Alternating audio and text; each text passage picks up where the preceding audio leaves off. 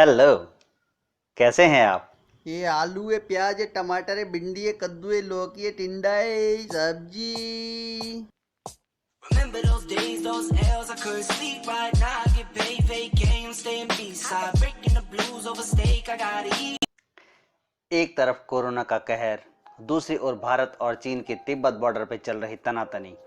इन खबरों के बीच में अगर कोई और खबर अपनी सुर्खी बना पाए तो ये एक अपने आप में बहुत बड़ी बात है। अभी पिछले दिनों की बात है, बाबा रामदेव, टिकटॉक और फेयर एंड लवली, इन तीनों को लेकर के कुछ खबरें चल रही हैं चर्चा में। तो आइए आज हम उसी को लेकर के बात करते हैं कि आखिर माजरा क्या है। तो पहली बात है टिकटॉक की। टिकटॉक और उसके यूजर्स की आजकल 7.5 ही चल रही है। बहुत ही खराब टाइम चल रहा है टिकटॉक का भी और इसको यूज करने वालों का भी। शुरुआत हुई पहले कैरी मिनाती के वीडियो से, जिसमें उन्होंने रोस्ट वीडियो बनाया था टिकटॉक और उसके यूजर्स को लेकर के। काफ़ी विवाद हुआ था उस मुद्दे पे। बाद में कैरी मिनाती का वीडियो डिलीट कर दिया गया था यूट्यूब ने कम्युनिटी गाइडलाइन का हवाला देते हुए। इस बात पे गुस्सा होकर के कैरी मिनाती के फैंस ने और बाकी सारे लोगों ने भी टिकटॉक की रेटिंग गिरानी शुरू कर दी। ठीक है, टिकटॉक इससे उभर करके ऊपर आया और उसने कोशिश करी कि इसका थोड़ा सा जो है कवर अप हो जाए, लेकिन तब तक भारत और तिब्बत बॉर्डर पे चीन के बीच में हो गई थोड़ी सी तनातनी। इस मुद्दे को लेकर के बाइकॉट चाइना का मामला शुरू हुआ और लोगों ने टिकटॉक चीनी ऐप बोल करके इंस्टॉल कर रहा हुआ था उसे अनइंस्टॉल करना शुरू कर दिया।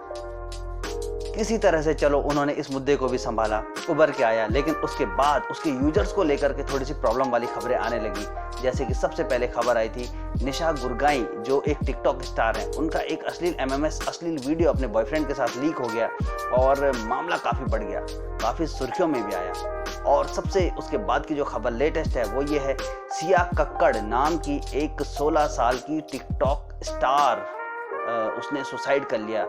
उसके पेरेंट्स का कहना है कि उसको धमकियां दी जा रही थी। अब आजकल किसी का पता तो चल नहीं रहा है कि आपका बेटा डाउनलोड क्या कर रहा है, आपकी बेटी अपलोड क्या कर रही है। तो ये मामले बहुत पेचीदा होते चले जा रहे हैं और किसी न किसी गलत वजह से टिकटॉक चर्चा में आ रहा है। तो भाई लोग, आखिर हो क्या रहा है, हैं? टिकटॉक टिकटॉक वालों, कुछ शनि ग्रह की पूजा करवा लो, कुछ हनुमान चालीसा पाठ करवा लो, तुम्हारा समय थोड़ा सा खराब चल रहा है भाई। उसके बाद जो दूसरी बड़ी खबर रही सुर्खियों में वो रही स्वामी रामदेव को लेकर के।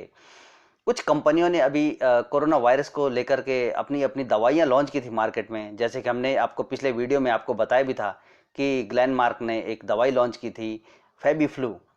तो बाबा रामदेव ने भी एक दवाई लॉन्च की कोरोनिल नाम से और कहा कि ये कोरोना का इलाज करने में सक्षम है। बस यहाँ पे इसके बाद तुरंत से जो है मामले ने तूल पकड़ना शुरू कर दिया। लोगों ने सवाल उठाने शुरू कर दिए कि आखिर आयुर्वेदिक दवा के नाम पर के वो इस तरह से कैसे कोई दवा कह सकते हैं कि कोरोना का इलाज संभव है।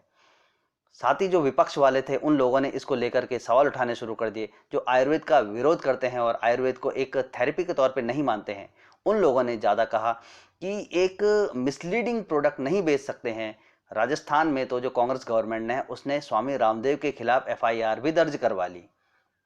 अब जो स्वामी रामदेव के पक्ष में लोग थे उन लोगों ने कहना शुरू कर दिया कि भारत में जब आप धन वर्षा यंत्र शर्तिया लाभ के साथ में टीवी पे बेच सकते हो 5,000 रुपए का, उसमें बाबा रामदेव औषधि के नाम पे अगर कुछ ले आते हैं तो आप लोग उसे गलत क्यों कह रहे हैं? सवाल क्यों नहीं उठाते कि फेयर एंड लवली ने कितने लोगों को गोरा कर दिया?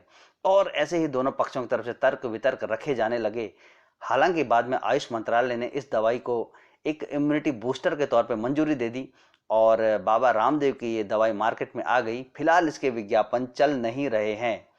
तो ये कोरोनासन बाबा जी थोड़ा आसान नहीं है, इसमें महारत हासिल करने में लगता है आपको टाइम लगेगा बाबा जी। तब तक आप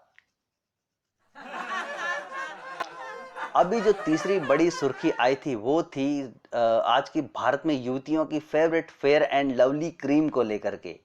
जी हाँ, कंपनी ने कहा है कि वो अब फेयर एंड लवली क्रीम का नाम बदलने जा रही है और उससे फेयर शब्द हटाने वाली है।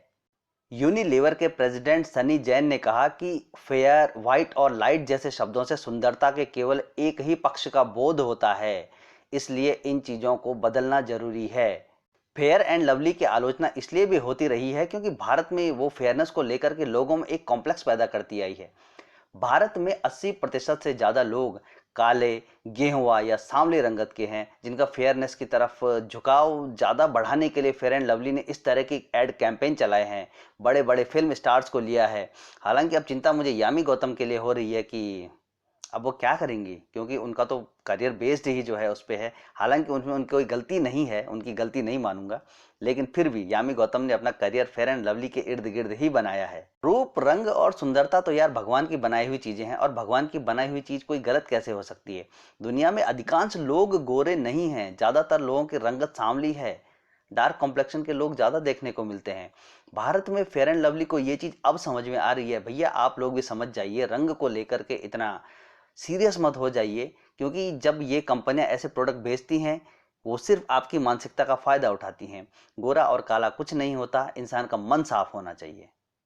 तो ये था आज का वीडियो, आपको कैसा लगा हमें जरूर बताइए। और यार सब्सक्राइबर नहीं आ रहे हैं तो जरा शेयर करो, हैं सब्सक्राइब करो, लोगों से सब्सक्राइब कराओ, ताकि हम आगे से भी ऐसे वीडियो बना के लेते आएँ। Bye bye. Remember those days, those L's, I couldn't sleep right now. I get paid, vacay, I'm staying B-side. Breaking the blues over steak, I gotta eat right. You could be my peace sign. I don't need that